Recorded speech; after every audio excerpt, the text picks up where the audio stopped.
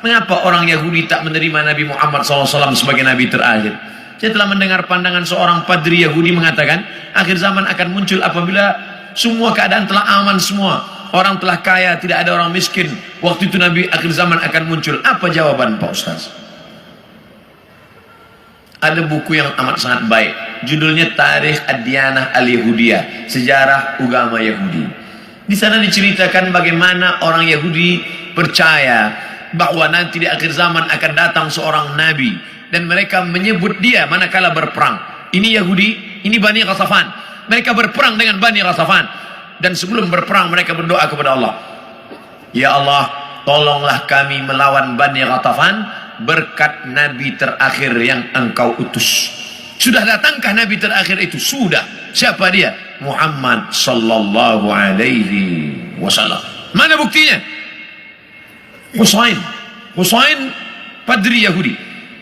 Dan dia ingin tahu apakah ini Nabi terakhir itu.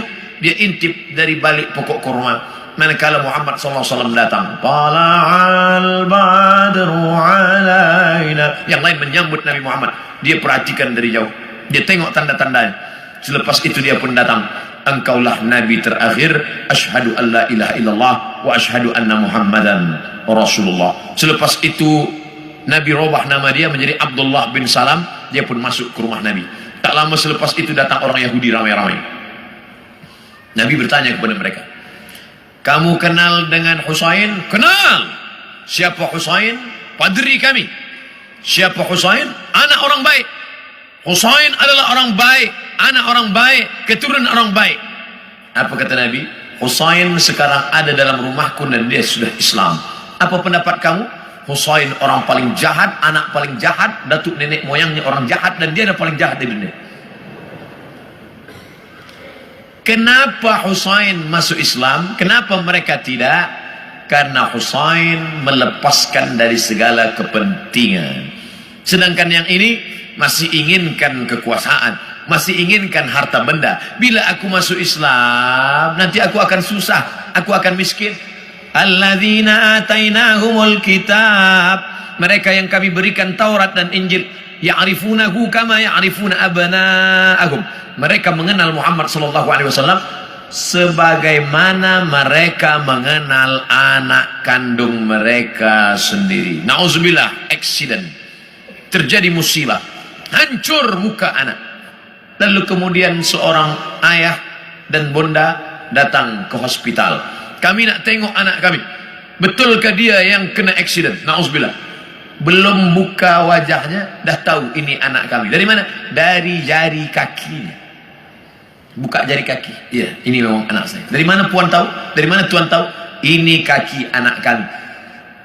Mereka kenal Muhammad sallallahu alaihi wasallam lebih daripada anak kandung mereka sendiri. Mana bukti? Ketika Nabi Muhammad sallallahu alaihi wasallam dibawa oleh Abu Talib menuju Busra, negeri Syam. Sebelum sampai ke sana, mereka berhenti sejenak. Lalu Bahira keluar. Bahira keluar daripada tempat suci. Bahira seumur hidup tak pernah keluar. Dia hanya beribadah saja. Tapi hari itu Bahira datang. Apa kata Bahira? Bertanya kepada Abu Talib. Ya rajul, wahai lelaki, siapa anak kecil ini? Kata Abu Talib, ini anakku hadha ibni. Kata Bahira, kalau betul kitab yang kubaca, ini bukan anakmu. Anak ini yatim. Ayahnya dah mati sebelum dia lahir. Kenapa? Karena 3 tanda aku tengok. Pokok kayu bersujud, batu-batu bersujud, dan ada awan yang dari tadi menaungi dia. Tersenyum Abu Talib. Ini memang bukan anakku, ini adalah anak saudaraku.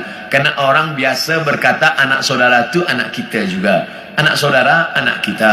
Rumah saudara, rumah kita. Tapi bini dia bukan bini kita. Ini siapa? Ini anak saya. Itu kan bukan anak ustaz, itu kemanakan ustaz, anak saudara. Udah macam anak saya. Begitulah Bahira tahu bahwa ini anak ayahnya sudah meninggal. Itulah yang ditulis dalam syair Al-Barzanji. Walamma tamma min hamlihi, ketika hamilnya sempurna, syahrani 2 bulan, ala ashhuril aqwalil marwiyah, menurut hitungan bulan qamariyah. Tufiya bil Madinatil Munawwarati abuhu Abdullah, meninggal ayahnya Abdullah 2 bulan. Kenapa mereka tahu? Kerana itu tertulis dan dituliskan dalam Al-Quran surat As-Saff, ya'ti mim ba'dismuhu Ahmad, akan datang Nabi terakhir nanti dan dia bernama Ahmad. Kenapa yang datang itu Muhammad?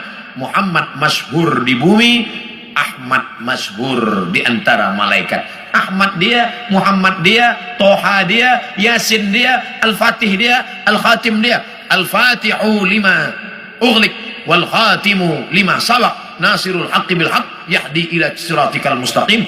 Dialah al-aqib, dialah al-hasyir, huwa Ahmad, huwa Muhammad, huwa Taha, huwa Yasin, huwa Khatim, huwa al-Fatih, huwa al-aqib, huwa al-hasyir, huwa al-hami. 99 ini nama-nama, tapi dia juga adalah Muhammad sallallahu alaihi wasallam. Kenapa mereka tak beriman? Kerana mereka berkeyakinan yang datang itu keturunan Ibrahim, tapi dari jalan nasab Ishak. Ibrahim punya anak Ishak, Ishak punya anak Yakub. Yakub, nama lain daripada Yakub, Israel. Maka anak cucu Yakub disebut dengan Bani Israel. Yakub punya anak Yusuf, Yusuf punya saudara lelaki bernama Yahuza. Cucu cicit keturunan Yahuza disebut dengan Yahudi. Mereka ingin Nabi terakhir itu keturunan Ishak, Yakub, Yahuza. Sedangkan yang lahir terakhir ini Muhammad SAW, anak Abdullah, anak Abdul Muttalib, anak Hashim, anak Abdi Manaf, anak Qusay. Qusay lah yang membina Darun Nadwah di kota Makkah Al-Mukarramah. Cucu cicit keturunan daripada Adnan, Adnan keturunan daripada Ismail, Ismail anak daripada Ibrahim alaihissalam. Falamma ja'ahum ma arafu, ketika mereka didatangi, ketika datang orang yang mereka kenal itu, kafaru bih, mereka pun kafir dan ingkar. Padahal beza mereka hanya 2 simpang saja, satu simpang Ishak, satu simpang Ismail. Mereka tak percaya. Bagaimana dengan kita orang Melayu? Andailah orang Melayu tak nak beriman kecuali dengan Nabi Melayu. Aku tak nak Nabi seorang Arab, ingin Nabi yang Melayu, pakai baju Melayu, pakai songket Melayu. Aku Abdul Somad, saya Abdul Somad, tak pernah mempermasalahkan apakah dia datang dari Arab, apakah dia dari Quraisy. Yang penting aku bersyahadat asyhadu an la ilaha illallah wa asyhadu anna Muhammadan Rasulullah. Islam, makna Islam istislam. Makna istislam al-inqiyad wa ta'ah, patuh dan taat. Datang dia sami'na wa ata'na. Hari ini semua bumi Melayu bersyahadat, semua mengalahkan Egypt, Mesir. Sampai hari ini Mesir masih ada lagi yang tidak Islam, Arab tapi tidak Islam. Jordania Muslim, tapi Irak masih ada lagi Maronit. Mesir masih ada lagi Koptik.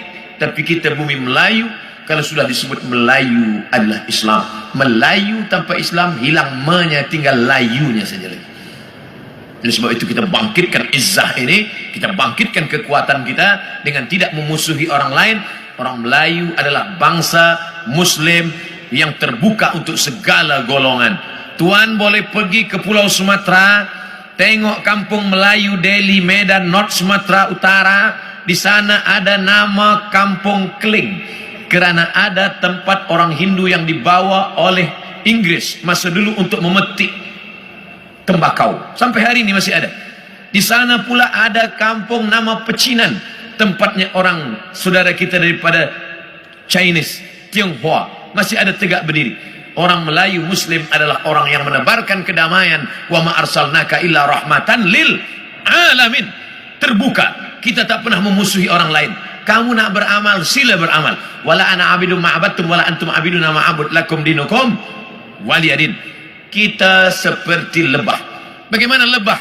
Lebah itu tak pernah makan yang tak baik. Yang dimakan lebah itu hanya manis dari bunga-bunga. Sampai hari ini belum ada lebah guna dadah. 2, yang keluar daripada lebah pula elok-elok saja, yaitu madu lebah. Kenapa saya minum madu penyakit gula, diabetes saya? Yang salah bukan lebah, tukang jual lebah campur gula. Yang ketiga, bahwa lebah hinggap di ranting, tak ada ranting patah. Sampai hari ini lebah hanya membuat sarang di kayu tualang yang besar. Tak ada lebah patahkan ranting. Lebah tahu ini sesuai, ini tak sesuai. Yang keempat, lebah jangan diganggu. Orang Islam jangan diganggu. Bila engkau ganggu sarang lebah, dia akan kejar engkau. Masuk pun engkau ke sungai, dia akan tunggu. Bila kau tak bernafas, engkau tarik nafas, di situ dia guna. Kepala engkau akan bengkak. Hati-hati dengan lebah. Dan lebah ada senjata satu saja. Di ekor lebah ada satu senjata. Lebah tahu, bila aku dah guna ini aku akan mati. Sengatan lebah diguna sekali seumur hidup.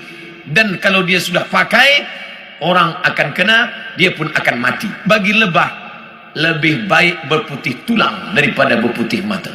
Ini tak betul juga, sebab lebah tak bertulang. Bagi lebah, lebih baik mati, tapi mati syahid. Iskariman au mut syahidan. Oleh sebab itu berhati-hati. Masalul mu'minin kamasalin nahli. Perumpamaan orang-orang beriman seperti lebah. Lebah. Kita gunakan filosofi ini dalam kehidupan kita. Mudah-mudahan kita selamat di awal zaman, selamat pula di akhir zaman, insyaallah. Amin.